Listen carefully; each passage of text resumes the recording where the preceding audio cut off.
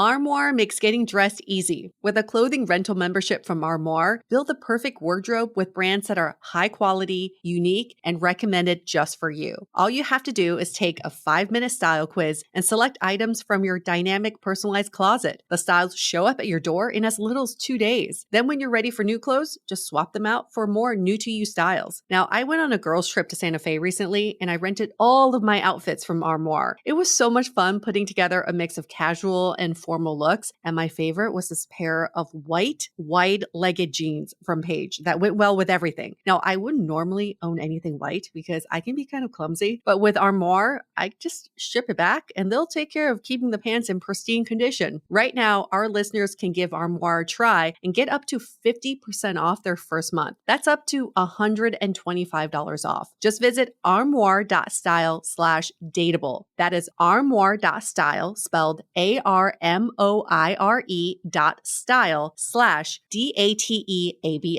to get up to 50% off your first month and never worry about what to wear again. Try Armoire today. Could your daily routine be full of hormone disruptors? There are more than 1,000 hormone disruptors living rent-free in our environment right now. In our food, our water, the air we breathe, the clothes we wear, our skincare, they all mess with our hormones. The good news is we don't have to suffer through it anymore because now we have Hormone Harmony, a formula made only with herbal ingredients that are shown to reduce hormonal symptoms of women of all ages. Since I've been using Hormone Harmony, I have felt more balanced, and other women feel the same way. The biggest benefit, they say, is feeling like myself again. That's what women mention over and over in their reviews, and there are over 30,000 reviews for Hormone Harmony. For a limited time, you can get 15% off your entire first order at happymammoth.com. Just use the code DATEABLE at checkout. That's happymammoth.com and use the code DATEABLE for 15% off today. Hi, I'm Yue Xu. And I'm Julie Kraftchick. We're active daters turned dating insiders. Here to dive into everything modern dating and relationships. Welcome to Dateable.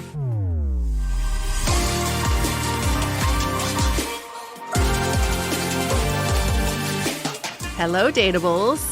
Welcome to another episode of Dateable, and this is a special one. We are today birthing our baby, our book, into the world, officially. Officially our pub day. So the book is out. We've been talking about this now for months, it feels like. We were able to tell everyone that we had a book coming in July, and now it's here. It's actually in bookstores. You can get it on Amazon, you can get it at Barnes & Nobles, and of course the audiobook, Spotify, Audible, all the places. Do you think pub day is like an industry term? Because I don't think I've ever used that term till we published a book, you know? And now it's like, oh, pub days. Oh, it's 100% an industry term. I've definitely never used that word before, but I feel like I hear people say it all the time. Yeah. But what was the word you used to use? Like release day? I guess. The book is releasing. Or just, yeah. It's out. I don't know. It's out. Yes. There we go. Our book is out today. But I think like what a lot of people don't know, and maybe they do if they've heard us talk about it before, this has been a very long process. This has been a true birth. Well, it's more than a birthing because it's been like 3 years that we've been doing this. So it feels so surreal to just be seeing this. Like when we got the actual books come in, for everyone that's on video right now, you can see me holding the book.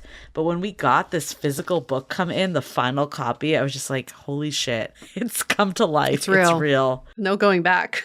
2021, we had that first conversation. It's nuts how much has happened. And so we're going to dedicate this episode to some of the questions you all have sent in about our show, the book writing process, the book in general, and whatever is on your mind. Anything goes. We're not going to censor any of these questions. Nope. And before we get into it, though, of course, go pick it up if you have it already pre-ordered. If you were so kind to pre-order, then we're so excited for you to get it because it will finally make it to you in the next week or so, depending on where you ordered, maybe Amazon like day. But we're really really excited to hear just your feedback and what you think of it and all of it. So can't wait. But yeah, if you haven't got it yet, you can still do it.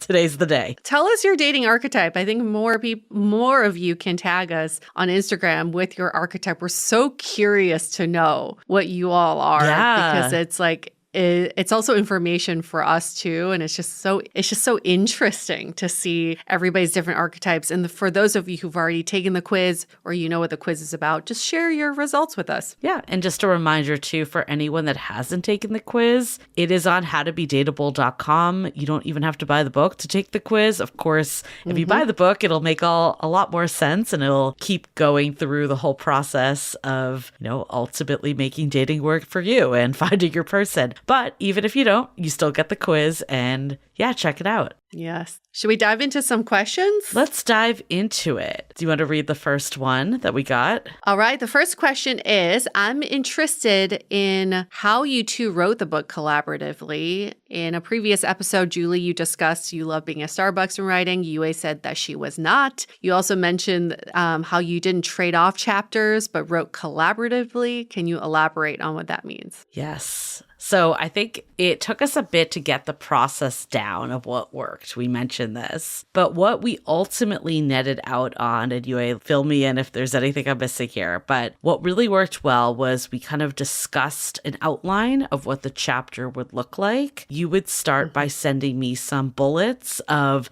ideas that you had for that specific chapter. Obviously, I had ideas as well. And then I would start structurally getting those words on paper and get that over to you, and then you would give it a rewrite from there and fine tune, say, oh, I don't think this is necessary, go through it a bit, and then we would just kind of rinse and repeat and start that cycle that we kept kind of building off of each other's work. Yeah, it was a lot of rinse and repeat, like you're saying, to even get to this structure of writing the book too. Because like what this person had asked in the beginning, we were trying to trade off chapters and alternate chapters, and we soon discovered that certainly Yue's not very good at putting words on paper in a timely manner. I just had a really hard time. When they talk about writer's block, I was like, is that just a permanent thing? Because that's what I have all the time. And then Julie's very good at getting ideas and just words on paper, words on digital words on digital on the paper. Computer. Yeah.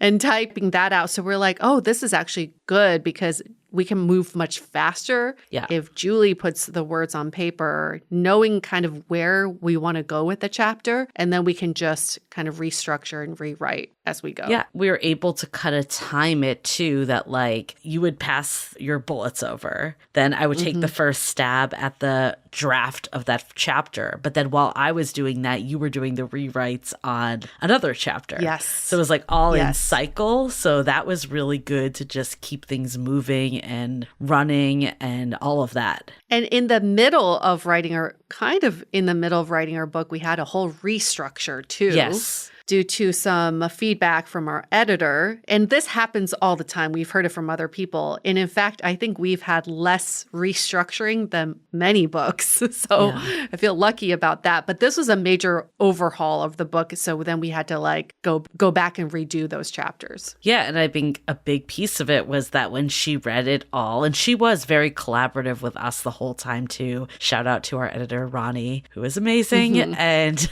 she would give us feedback as we went on the chapters, and definitely on some chapters she pushed us a lot, and in other ones she was like, you nailed it. So it really depended on the chapter. But with the major restructure that Yue was just talking about, was we really was what she said is, you're burying the lead of, and what did we realize? That we were saying it wrong the whole time. Because it's we're spelling burying the lead wrong. LEDE. Yeah. Isn't it lead? I had no idea.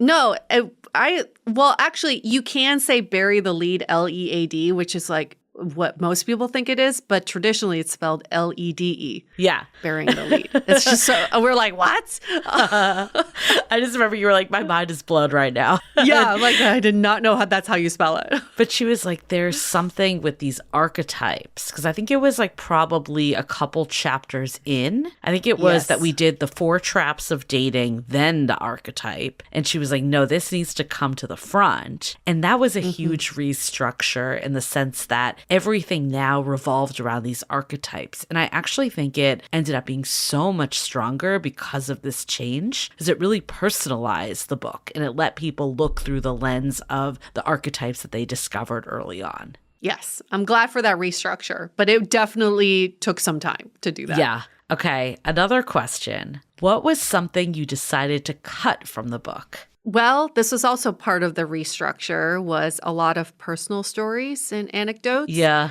You'll still see some of that. You'll see like Julie's Corner, Yue's Corner, where we share some of our own stories. But in our first couple iterations, we had more of those stories infused. And we actually thought the book would utilize our own stories to set as examples for what we're trying to communicate. But I think our editor was like, you know what? I don't think we need this much personal detail. Well, I think it was just a lot of stories what was happening, because we had these 5 characters that correlate with the archetypes. And actually that was a big shift with this restructure that we talked about of making things more around the archetypes. I think we had like 3 characters before, or maybe 4 characters, and then the 2 of us. It was just like a lot of random stories, and they didn't really all tie together very well. So that was a big thing. But it's funny because like when we pitched the book, the team was like, we want more of you, like from the proposal. Because I guess an insider's thing is when you're pitching a book, you have to do a whole book proposal. And while there were a lot of overlap from the proposal, I wouldn't say we just like took the proposal and wrote the book. It definitely does not look the same. And there's a lot more that got developed along the way. But one of the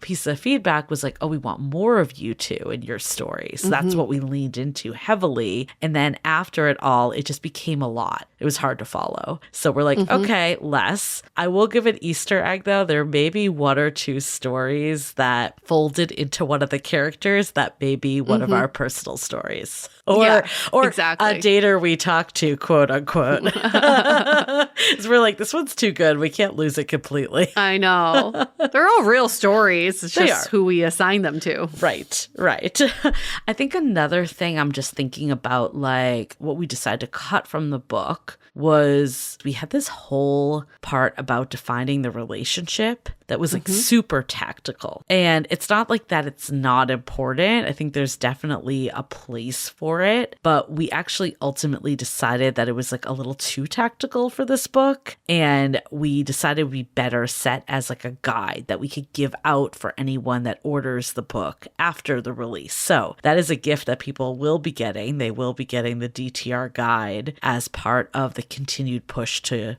order books. Yeah. This was part of the challenge of writing the book, was finding the balance of mindset, theory, kind of like bigger picture. Yeah. And then combining that with day-to-day tactical framework. And we wanted to strike a nice balance, but also we didn't want the entire book or most of the book to be too tactical. Then you're like walking around with this like step 1, step 2. Manual, yeah. Yeah, because ultimately, I think once you read the book, you'll understand it's a holistic shift, and it's not just about step 1, step 2. It's more of the bigger change that we're all seeking. Yep. And I think there's certainly tactical elements. Like a lot of the people that we talked to when we've been doing like our podcast tour, they were like, there's actually a lot in here that people can start using today. That's very applicable and realistic. So it's not all theoretical or anything like that. Yeah. So another question is, where did you feel you did the most research for the book? I think in terms of stats and just understanding the landscape, it was probably the intro around the love crisis and really diving into like Pew Research and just all these different sources that we tap to really get like a holistic view of what is happening in the modern dating landscape. Of course, Yue and I know what's happening from what we see and hear, but it was really good to also back that up with data. So I think that was a big research arm that we did that was looking more at the market data. In terms of like research for the book in a different way, I would say maybe the quiz of just making sure that we tested it on enough people and found any areas of leading questions or anything that skewed the results. That was a really big focus that took a lot of time. Yes, we tested the quiz quite a few times. There are a few iterations of the quiz as well. And everything's by design. So I know we've had a few questions about why is it designed in this particular way? Why are there three choices for the responses? And again, everything is by design so that you're able to take the quiz quickly and go with your initial gut reaction. So you don't overthink each question and overanalyze it. And if you do end up overthinking and overanalyzing, you're probably a thinker. Yeah. That's a really good point too, because actually in the book, there is like a quiz light. So you're not actually having to add and tally up scores. And that was a huge balance that we were trying to do of what is readable and doable versus accurate. So I think that we were able to strike a really nice balance of the two options, the digital and the actual like tallying one. And the tallying one is not that painful at all. We made it in a way that is actually really easy. I just remember I was like reading this book once and it was asking me to add all these things up. And I like literally wanted to throw the book because I was just like, I can't do this right now. This is way too complex to like go through every line and remember each one and how they correlated, what numbers to provide. I was just like, this is not enjoyable and I don't even care anymore. I'm over it. Well, thank goodness that our online version just tallies it up for you. Yeah. So it's automated, but we did have some earlier versions of the quiz that did People require lost their a little bit of mind. math. Yes. And I remember a friend of mine who has ADHD. She's like, I just gave up. Yeah. I just gave up in section 2 or question 2. I just can't focus. I know. Like, okay, we get it. Even if it's simple math, it's just like, I think it takes too much brain power to do the math and to answer the questions. So we get it. We learn. I just remember I went out to drinks with one of our moderators of the Facebook group, Jason, and I was having him do the quiz on my phone. Oh, so God. It was like even worse. This was the version that was, painful. And just looking at him do it, I just felt so bad. It took so long. I was like, I need to buy you your drinks for doing this. And then afterwards, like I came back and I'm like, yeah, we definitely need to simplify this dramatically. So yeah, in the book, it's like literally tallying up a section and it's so much easier than doing any math. No math required. Yeah. Just counting. Okay. What do you think was the most surprising part of writing a book? I love this one. I'm glad someone asked. I think I've said this on another podcast we were on too. I think I'm just still surprised by how long this whole process has taken. Yeah. When we first started the journey, I think our agent was like, oh, it takes most people around 2 years. And the overachiever in me was like, oh, we're not going to take 2 years. We're going to finish this book in 2 weeks. Like seriously, I was like, how hard could this be? Like, why would it take so long? And now 3 years later, I'm like, yeah, okay, I get it. I will say that was not a surprise to me. There was no way we were doing it in 2 weeks. I was like, okay, I think initially I thought it'd be 2 years. Maybe like from the day we got like the initial reach out. I think even the time it took to like do the proposal took a long time. But that was really important because that was like the basis of the love crisis. The archetypes kind of got formed in that stage. So it was a very essential stage for us. And shout out to our old agent, Anna, at the time that helped us with a lot of that. That was really fantastic. And I think the biggest surprise for me maybe was, I don't know, I'm going to stick with this actually, how much I enjoy doing the audiobook. That was the biggest surprise for me because I think I was like not dreading it, but a little because I've heard from a lot of people that, even podcasters be like, it's not like doing a podcast. It's really hard. And I think it was a lot more fun than I thought it was going to be. I thought it was just going to be really draining. Yeah, I think it's good that you went in with the expectation that it was going to be really draining and then ended up having fun doing it. That's probably better. And then shout out to our producer, Erica, who I think that was why it She's was amazing. amazing. Yeah. And I had a We had great such a good time. studio. Yeah, we both had great studios in SF and LA. And I think just the whole process, like we were in there for like 4-hour stretches. That's a long time. I remember the first day I did it, I did 4 hours, and then we did a recording with Gemma Sebeg. Oh, Gemma. Yeah, Yes. that was it. Well, that was another day that I had one. But the first day after, I was like, oh, I'm cool. I'm good. I can do this recording with Gemma. After the recording, I was like, I need tea. I can't No. talk. That like Yeah. hit my limit. Yeah, definitely. Oh, the other surprising thing was really just the whole process of getting a book published is still surprising to me. Yes. And I know we've talked about this process before, but I think it's worth repeating, is the way we experienced finding an agent and getting a book published or getting a book sold is kind of different. It's like kind of a non-traditional way, I would say. Yeah. So our editor found us first. Our editor from Simon Element of Simon & Schuster found us first. Ronnie. Yes, love her. She emailed us, but for us to officially be in the running, I guess, to sell our book or to pitch our book, we needed a representation. Yes. So then Ronnie's actually who introduced us to a few agents for us to meet with so that we could have representation. And once we had representation, we had to go through the book proposal process, even though we did have a publisher who was interested. And then after the year of the book proposal, we went back to Simon Element because it was more of like a first look deal. Like they get first dibs on, they say yes or no to our proposal. And that's when Ronnie said yes. So it's interesting because it's like we took a year to go back to exactly where we started, which was pitching the book. But in order to even pitch the book, we needed representation. It's kind of like we went backwards. I think that was surprising too, that it took like a year. Got that initial email from her December 2021. You put the proposal in front of her October 2022. I remember because I was in Hawaii and like when our agent like sent it. And then like the next week we had a meeting with her and her team. And then the next day they gave us an offer. So it was like it took so long to do the proposal. And then the actual offer piece took like no time. Yeah. Yeah. But it also was a good use of time because the book proposal was a way for us to organize what the eventual book would be.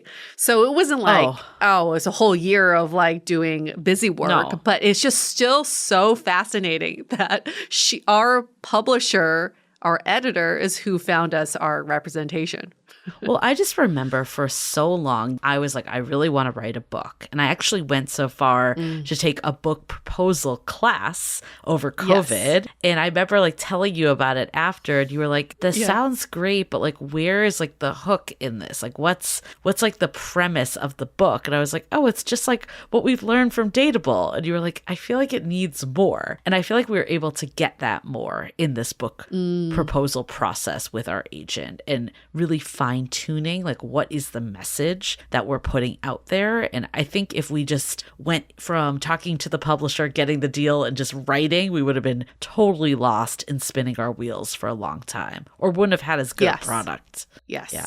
Absolutely. Okay. Well, I want to go into some personal questions that came as well. But before we do, let's take a minute to hear from our sponsors. If you're anything like me, the post-holiday blues sometimes set in. Something I love to do, though, is treat myself to something a little special at affordable prices, of course. That's where Quince comes in. I asked for a Quince gift card for the holidays, and my parents delivered. I've been obsessed with the flow knit wide leg pants I got a couple months ago, wearing them all the time, so I might need to get another pair. It pairs so well with the camel Mongolian cashmere sweater I also got from them, which also may be something I want to consider getting another one of, because at $50 for cashmere, who can resist? They also have Italian leather handbags, washable silk skirts, and European linen sheet sets. Whatever you're looking for, all Quince items are priced 50 to 80% less than similar brands. Treat yourself yourself this winter without the luxury price tag. Go to quince.com/dateable for 365-day returns plus free shipping on your order. That's QUINCE.com/dateable to get free shipping and 365-day returns. Quince.com/dateable. Start the new year with a new language in your repertoire. What a great time to acquire a new language when you're energized and ready to tackle a personal challenge. It's certainly on my list, and I'm so grateful to have Rosetta Stone as my handy language tutor, the most trusted language learning program available on desktop or as an app. It truly immerses you in the language you want to learn by employing fast language acquisition tools, such as no English translations and an intuitive process that helps you pick up a language naturally. First with words, then phrases, then sentences. Everything's designed for long-term retention, so you don't have to worry about forgetting that language when you actually need it. Start the new year off with a resolution you can reach. Today, Dateable listeners can take advantage of this Rosetta Stone's lifetime membership for 50%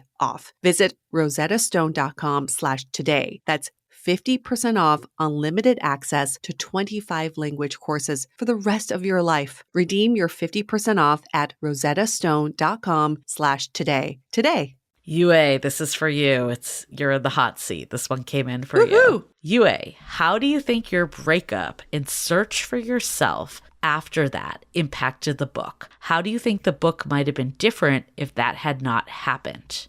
I'm not sure if the book would have been drastically different because the principles are still the same, but the supporting stories would have been a lot different. And I think in a lot of what we are talking about in the book is like you're the CEO of your love life and that you have agency over your life. And that part really resonated with me after the breakup. It's like I do not need to lose myself in the breakup because the best thing I can do for myself is to thrive. Yeah. And that has nothing to do with the ex or what happened. It's like, why wouldn't I want to do that for myself and live my best life? So I think in the book, how that impacted the book was that we were able to punch that up even more and also not to have the relationship drive your happiness and your fulfillment. You be the one driving that fulfillment. There are more stories about this breakup that are in the book to support these factors. But I think what I said in our previous episode when you interviewed me too was like, we were able to look at the book from multiple angles. And I was able to then see it from the angle of a newly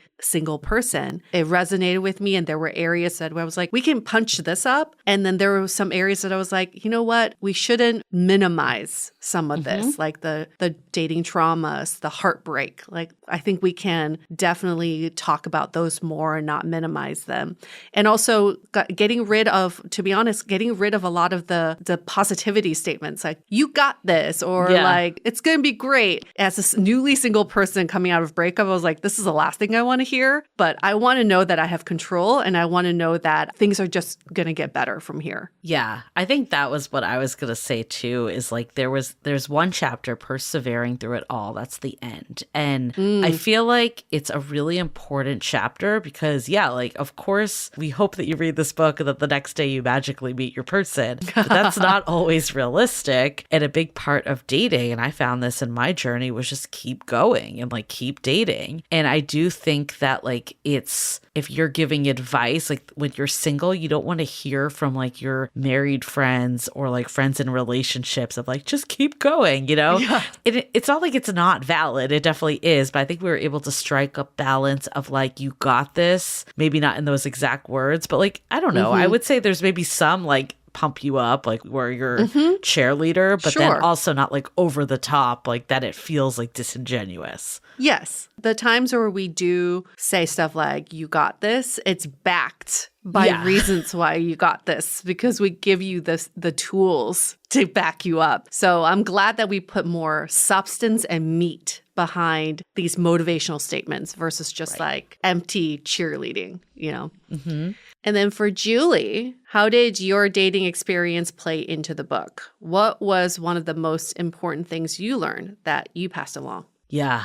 Well, I think for me, it was abundantly clear, probably before the book, but the book really solidified it, of just how I was really investing in the wrong people for so long and settling for less than treatment. And also, I think putting a lot of weight on the validation of others. And I don't think I would have ever used that word ever, but I did look at dating as a way to measure my worth. I remember like times where I hung on to the bad situationship because I could say I was with someone. And I definitely had my dreamer tendencies that I built things up to be a lot more than they actually were. Because part of it was to be like, I also am fitting in, I have a relationship, but also because I didn't really know what a real relationship looked like, a lot of it. And I think like the dating experiences, that maybe the one thing that I passed on was, I think, the investing chapter. That one still sits with me today, of like, how do you determine who to invest in? Because it's really hard, especially I think for people like me that want to see the best in people and give people chances. Like, you want to be supportive and understanding, but also you don't want to get taken advantage of and just funnel your energy into the wrong people completely. So I think the investing chapter really gives a lot of frameworks of like, okay, this is happening. How do you react to it and actually get the information and gain the clarity so you can make a decision that ultimately serves you, and that you funnel your attention into people that are reciprocating your efforts, not just anyone that you have chemistry with.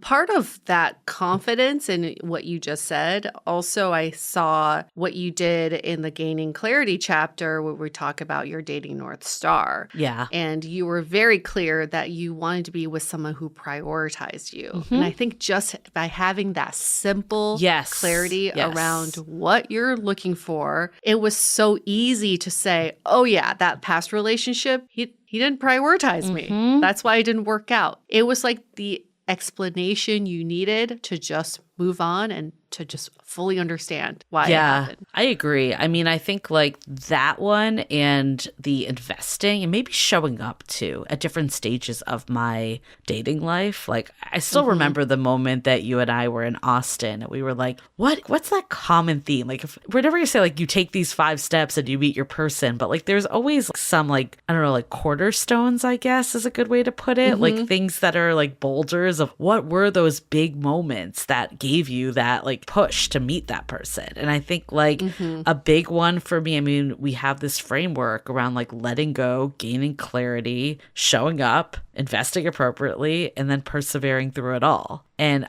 I look back and like all of those did play in so deeply. And I actually remember I did this video for Instagram and it was like, you ask like how you meet your partner and the short answer is Hinge, but the long answer is actually perseverance. Like, you just keep, again, it's that keep going. And Nikki Novo, I will give her credit over and over again.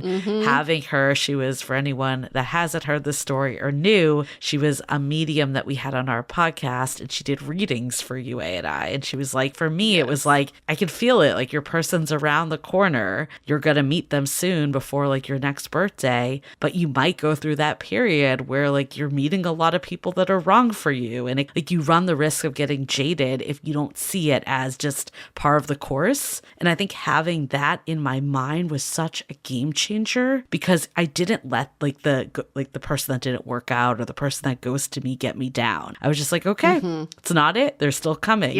And that whole mindset was so different than maybe how I had dated before. Yeah, it's liberating. It really is. So believe in mediums or not, I think having that feeling like it's happening for you, because inevitably it will happen. Like, I look at all of our friends, it's like if you prioritize anything, like inevitably it will happen. So thinking it will happen instead of questioning why it might not, it just changes how you show up and interact with people in so many ways. Yes. Okay. Question for you, Yue. Do you have any advice around interracial relationships you can share? Interesting. I would say there's like this sensitivity around race in dating that we don't have around if you were to date someone who was brought up in a different city than you. And I think it's kind of the same thing. Like, if I were dating someone who was raised in the South, I would be like, oh, what did you eat growing up? Did you go to church? Like, how were you influenced by the culture around you? I would have no problems or qualms, and I think most people wouldn't, asking those questions. But somehow when you bring race into the picture, it's like, ooh, I shouldn't ask what they ate when they were growing Yeah. up, or like what their cultural traditions were. Why wouldn't you? I think the curiosity is what makes dating different people from different backgrounds and cultures so magical and fascinating. So let's just get curious. And I think on the receiving end, we just have to see the other person as like this innocent child who is just wants to learn more about you. And some of that may come with questions that you're like, really? I mean, I was offended when I was in middle school by some guy that was like, do you eat ice cream with chopsticks? But I think with How is that even possible? I know, but he was a kid, you know, Yeah. and it's like now if someone asked me that, I would just be like, yes, I would ask that question back, like, how is that possible? But at the same time, I think we just have to see the good in people in a lot of this. And it's like, we're just trying to understand differences. And some of that comes with ignorance and some of that comes with sensitivities. But if we just go with the erring on the side of the good in people and that they just want to get to know you, I think it makes interracial dating so much better and easier. That's just so good to hear because I remember a story you told on a podcast like years ago. Yeah. And I feel like that's why I love the podcast because there is proof of our journey. If anyone really wants to binge, if you start at episode 1, you can see our whole trajectory over 10 years. I give you credit if you do that. But yeah. And I remember there was this episode that you talked about a guy like inviting you out for dim sum and you were like really offended by it and like would never say anything. Like it's so interesting how you've shifted that. I know. And it's like, I've done stupid shit too, you know, like I remember in New York, I was dating a Jewish guy and I brought him a pastrami sandwich for a picnic. And he was like, interesting that this was your choice for me. And I was like, I don't know, it's just something in my mind or through movies or whatever. But like, yeah, dumbass shit that I've done that I think, but again, that was out of wanting to please him or wanting to make him It wasn't happy. coming It's from a not bad like, place. I wasn't being malicious. It was definitely ignorant. So I think I've gotten over that now, especially now dating, you know, my man friend who is white. Like there's still areas where we're like, huh, interesting. Yeah. That's how you grew up and that's how you view money. That's how you view life. That's how you view food. But it comes from curiosity and there's so much more excitement around that versus judgment. Since this is an AMA, I'm going to also ask you something, even though it's not in our questions. I'm jumping in. But I guess, okay, with your man friend, you both are of different races. Like, what has come up that's either been like a bonding moment, like because you've discovered and learned about each other, or has there also been any like point of contentions of feeling misunderstood that maybe you work through? I think I think this will eventually be a bonding moment, but one of the it's not even an issue, but something we work through a lot is my prioritization of my parents. And I think in a lot of Asian households, it's like family comes first. Yes. Many of you know, I go down to Orange County to see my parents once a week. So then in his eyes, sometimes I abandon him for those days. You know, when I'm with my parents, we've gone to a point where we have a nice balance of where I spend my time. And he understands that when I'm with them, I prioritize them. And when I'm with him, I prioritize him. Both things can be true. Yeah. But it is something we've had to work through because he doesn't see prioritization in that. He shouldn't have to. Everybody has their own way of, you know, ranking the people in their lives. But at least we're very upfront. I'm like, yeah, when I'm with my parents, they're number one. That's really fascinating because I have a lot of Asian girlfriends, as you know, and like some of them like do either live with their parents, like now that they have children, they live with them, or they're just always around. And it feels like a little foreign to me, especially I live on the opposite side of the country. But even if I live near my parents, they probably would not live with me. And that doesn't mean like I'm less close with them, but it's just different. It's like a different expectation. And I think sometimes like even I'm like, oh, you do go to your parents a lot. And I think culturally, like sometimes you don't really understand it. Yes. And I think that's all that can be true, you know, and then everybody needs to figure out for themselves too. Like for me, I don't want to over correct on that side either because of Asian guilt and generational trauma. I don't want to be like, I owe my parents my life, but I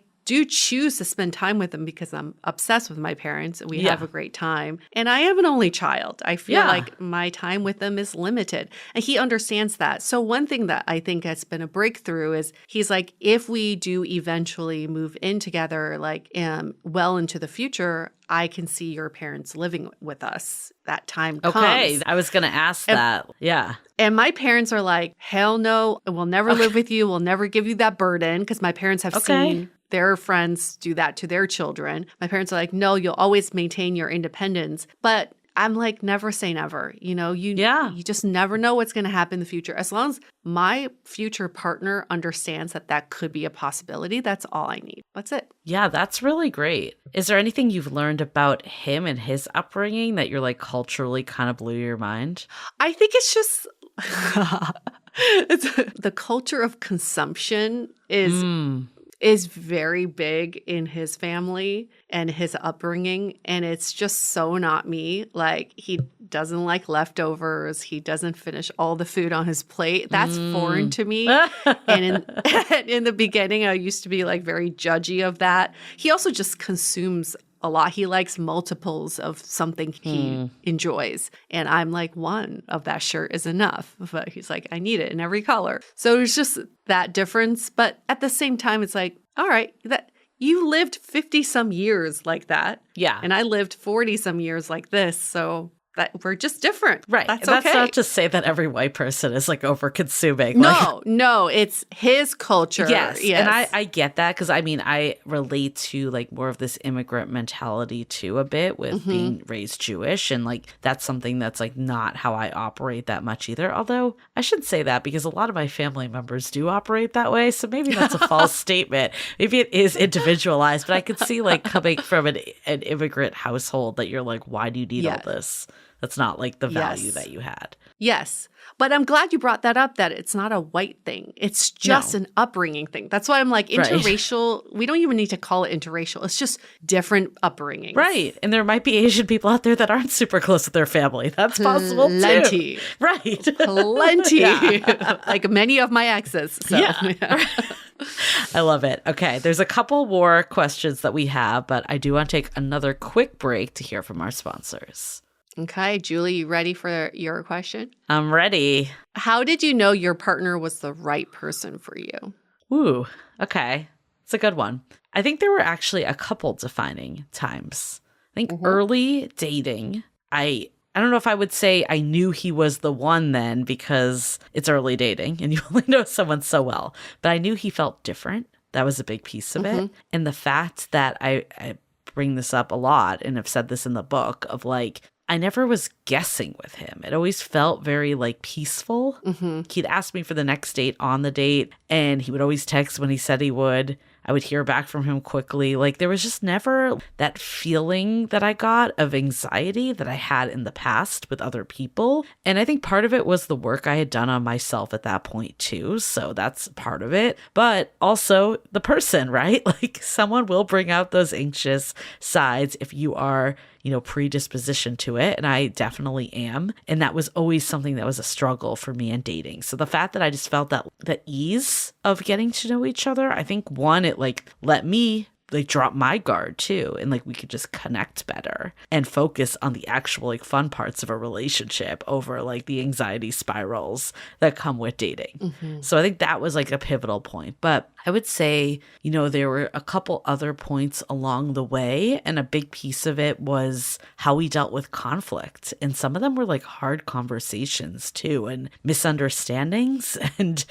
actually we even had like one of those at the very early stages. The fact that we were able to like talk it out and work through it and feel closer at the end, that was like ultimately how I knew that this was the right partner for me. Because I think the one thing that especially going into a marriage, is that you can't predict forever. Like things might come up, you might get triggered in certain ways. And even like, in the best of relationship, there are times that you can feel like a heartbreak and you can feel like disappointed by someone. That's just reality, unless like someone is just like, a carbon copy of yourself and thinks the exact same way as you all the time. So it's navigating that. And I think we've laid a really good foundation of how to navigate that. And that, again, has shown me that this is someone that I can take that step with. Yes. I think he was always different from the beginning. I think there were moments like when you first started dating, I remember there were a few moments you were about to run, like in anything, Definitely. there was conflict. And I guess in subsequent months and years, you never revisited those issues again. And I always thought that was really telling of a relationship, is that you weren't building resentment for the same issues over and over again. That's what ultimately kills a relationship. So I thought he was different in the fact that he was willing to work through conflict and also to work through them so that you don't have to revisit. Yeah, I think it's just like the commitment that was always there. He'll say every day, like, I choose to be here. Like, I'm here because I choose to be here. Yes. And, there were a couple times that like my instinct was to protect myself. And he was like, I'm not going anywhere. Like, I'm in this with you. And I think that I just never got that before. Like, and I think that's why my instinct was that, because I hadn't gotten it before. And I think like on another surface, and we actually have in the book, the only 7 things that matter when, kind of like deciding if you should invest in someone further. And this part is actually has been super popular on a lot of the interviews that we've done. And I remember our editor was just like, this alone is the value of the whole book. Obviously, it's more value because of the book. And I think part of that, it came from clearly like our research of talking to all these couples and people that we've seen make it work. But a lot of that was fueled also from my personal experience of like what ultimately matters when you're with someone. And a big piece of that was consistency. That's like number one. I won't go through all of them, but that was step one. And I've said that before, like that was always there. And without that, you just can't, you can't let things build. Like there's no way that you could have a relationship if like the foundation isn't even there to begin with. But I think the biggest one that I've said too, and this isn't like an exact 7 thing that matter, but it almost like hits 2 of them, of we just never stop talking. Like that is something I say when people ask like, how did you know? And that kind of relates to like feeling like your best self around the person. And then also what we call the Sunday test, that you can just do nothing with them and still have a great time. Like we can go grocery shopping and it's fun. And I think that to me has also been just like outside of the more difficult moments, the more easy moments of just how effortless the connection felt. Yes, definitely felt that. Okay, UA, back to you. How did this book help you date differently when you were single again after your breakup? Yeah, I think one thing that made me think of was like, you can be single and not actively looking, and that's okay too. And for the longest time, I thought if you're single, you have to be actively looking, and that's what dating means. But this book helped me realize a lot of that work of dating, it's also dating yourself and being at a place where you really understand yourself. So instead of jumping back into, I guess, like full action dating, every step I took was very intentional, because I would check in with myself and be like, do I like this? Am I enjoying this? Is my body accepting this? And am I excited? Those 4 questions is what led me to not be on the apps when I was single. Nothing against the apps, but in my body, I was like, I'm not excited about it. I'm not enjoying it. And I think my time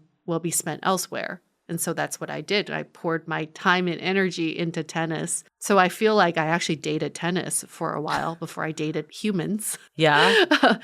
But it's the same principles apply to how you spend your energy and then how you attract because of the energy that you're putting out there. And I still remember this was the first time that being a single woman, I didn't need to hang on to every interaction or every person that was introduced to me. So if you remember, my friend introduced me to this guy. It was a blind date, I guess, but we had been texting, and it was like full action texting for weeks because he was away. And then he's like, when I get back, let's get together. You seem great. I mean, we had great conversations. Sure. Yeah. Okay. And then when he came back, it was silence. Then a week goes by and I'm like, hey, is everything okay? He's like, oh, yeah, but I'm back on the road. Let's get together next week. And then silence again. And I think the old me, without writing and reading this book, I would have been like, oh, just let it go. Like, it's fine. It just, he'll probably just reach out again and you guys can hang out. He's probably just busy. But the new me was like, I'm going to close the loop because I can't be with the right person if I'm with the wrong person. And even if I'm not dating this guy, my mental energy is with him, thinking about him. So I wrote that text to him that was like, I'm looking for someone who reciprocates, who, wants to actually hang out and get together. It seems like you're not really in that space right now, but I wish you the best of luck. Yeah. Didn't get a response back, but hey, I closed the loop on my end, so I can be like, I don't need to think about this dude. I can move on. And that was a big step. And I think that the book really helped me to think in that way. So how you spend your energy really matters. Well, I had a similar story with that too, of like sending the text. The guy did actually respond and was nice about it, but obviously it didn't go anywhere. But it did free me up to meet my partner. And I, we have this text to send that we put on Instagram. And we put one of this nature up. And you get a lot of people that maybe aren't enlightened by Dateable that are like, oh my God, my pride, or like, I shouldn't have to send a text and all that. And it's like, can just do nothing. But if you're going to be spending all your time thinking about this person, expending that energy, you're not doing it for them. You're not sending that text to change their actions. You're doing it for yourself, to free yourself and to be like, I'm in control of this. Like, this is me being the CEO and leading the path. And also recognizing I want someone that can make a plan and stick to it. That's not that hard. It's the basics. And I deserve that. Why would I keep giving effort and energy to this person that has demonstrated they cannot do it? Yes. Part of this is the validation trap. I used to think you don't close the loop because I wanted these people in my orbit that they would come back and they would send these random texts. My confidence used to depend on how many random texts I get. Like, hey, thinking about you, or it's been a while, or hey, just want to say hi. Now, when you have clarity in what you're looking for, where you want to spend your energy, you don't get those random texts. You don't get the riffraff. I call it riffraff. You don't get the random DMs. You just don't get the people like that who are trying to resurface because you put the energy out there that you don't want that. You don't allow that in. It doesn't make you less desirable. It doesn't make you less dateable. It actually makes you more dateable. That was so loud and clear to me while writing this book. It's like, I can clear the garbage from my life. And that used to be validation for me. I don't need that because that is actually a facade for validation. Just by having all those people around does not actually mean that you're getting love and support, commitment, consistency, any of that. You're not getting any of your needs met. All you're getting is just garbage and noise. So we can take out the garbage. I think another one, I remember you talking about this on another podcast we did. Maybe it was with Rory Uphold. I can't remember fully. And she was talking about, no, it was with Julia Mazar, because she asked about this when we came back on her podcast. I remember you talking about this guy that wanted to go to a jazz club. And you were like, old Jue would have just pretended like I like jazz and gone along with it. But I'm not going to be a dating chameleon. I want, just be like, this is what I want and this is who I am. And obviously the person, doesn't mean that we can't have a relationship because they like jazz and I don't, but we can find an activity that we both like. Or, I'm not pretending to be someone I'm not. And that was a big difference, I think. It takes so much more energy to pretend to be someone you're not. It really does. It really does. Okay. One more question for you, Julie. Okay. What was one thing that helped you stay hopeful that you would find your person? Other than I know, I was like, I'm going to go back to that because that really was it, though. I mean, I will find another example, but I think that was it because it was so reassuring that I don't know, I had the confidence, I guess. She gave me like that confidence, and we hope to do the same for all of you with this book, that it will happen for you. Like there's no reason. You are dateable. There's nothing you need to change. It's just like you need to get out of your own way. And for me, it was like stop trying to change people and make things happen that aren't going to happen and find someone at your level. And for other people, it might be different things, but that was a big one. But I think when I look at other hopefulness, I think it's so easy to fall into the comparison trap of like your friends have this and it's actually like kind of can make you feel really bad. I think for years I did that. Like wedding season one year was really hard for me because it was like everyone was getting married and I was going through a breakup. It just was hard, right? And I think like instead what I learned to do and wish I had done that was being like, if they can do it, like I can do it. If it's out there, this is proof that it's out there and that's totally feasible. Like people would always be like, dating is the worst in San Francisco. And what we've learned is people say that in every city. Dating is the worst in New York. It's the worst in Chicago. Everywhere. We're like, it's not the worst because everyone else say that. But then look at like your friends that found people there. That's like proof. So instead of like, I guess, comparing, it was more about finding proof and taking inventory of like what was happening and pulling from those examples too and being like, this is what I like in a partnership. This is what looks good in dating. And I think especially for me is I had some relationship experience, sure, but nothing to like the real committed,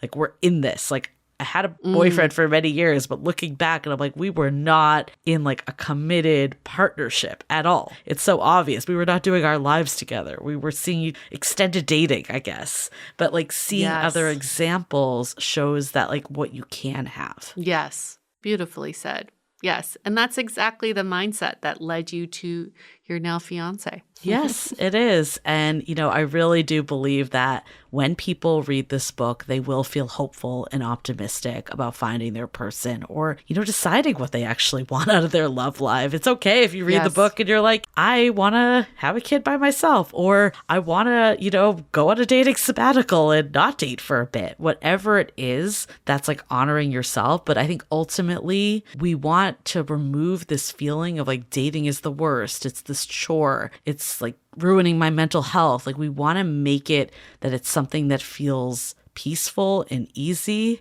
and fulfilling. And I think the last time for both of us dating, we had that. And in the past, we had not had that. It's the knowing. It's the, when you date, knowing that the right person's just going to come along at the right time, like knowing your person's right around the corner, knowing that you're deserving of love, knowing that you're dateable, you're untouchable. Like you're just like, hey, no, I'm just gonna thrive in life, and everything that's meant for you will show up in the way it's supposed to.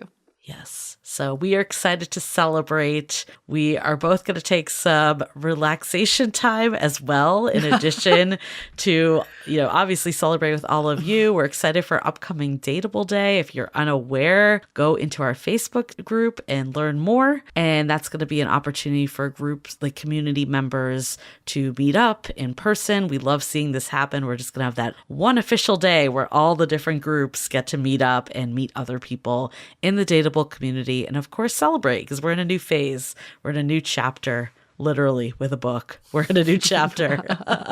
And then also we have some events coming up too to celebrate the book in person in SF and LA. So stay tuned. We will be sharing more about those in the upcoming weeks. And if you're in a city that we didn't name and you would like for us to come out there, just send us a request. If you know like a company or organization, a school even would benefit from us holding an event or partnering with them on an event, just let us know. We want to make it happen. We would love to do a multi-city tour. It's just like, show us a demand and we'll try to make it happen. Awesome. Okay, well, make sure to pick up How to Be Dateable, the essential guide to finding your person and falling in love, which is officially out today. Woo! Bravo. Bravo. And with that, we're going to wrap up this episode. Stay dateable.